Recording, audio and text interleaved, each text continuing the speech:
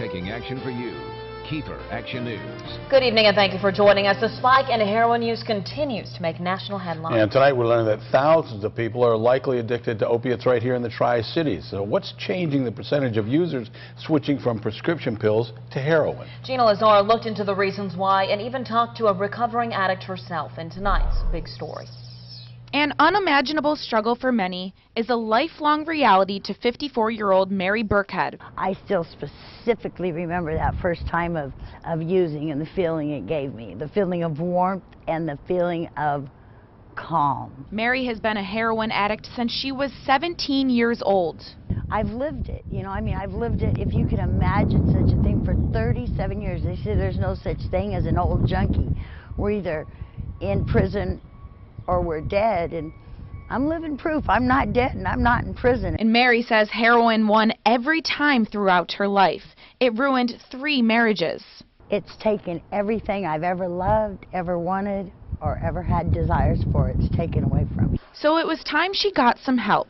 She's one of hundreds getting help at Ideal Option in Kennewick, the only local opiate addiction-focused treatment clinic, which is now backed up with dozens on their waiting list. Extremely common. It's much more common than the general population realizes. It used to be that 15% of opiate addicts were using heroin, while the other 85% were doing prescription pills.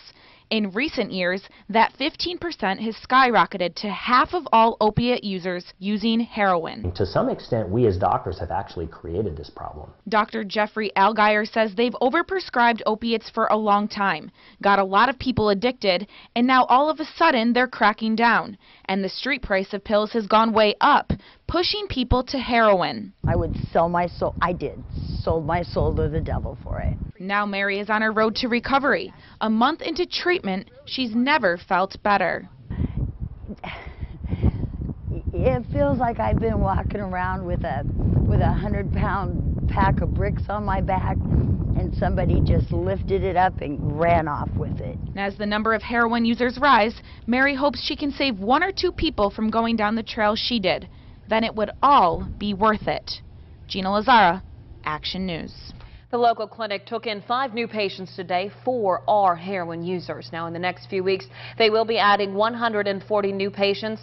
The doctor expects those spots will fill up in just 1 day. Well, the government calls the spike in heroin use an urgent public health crisis, and KEPR will take part in a national town hall on the topic. It's going to be next Wednesday beginning at 4 p.m. The live stream will be found on our website and only on our website, KEPRTV.com.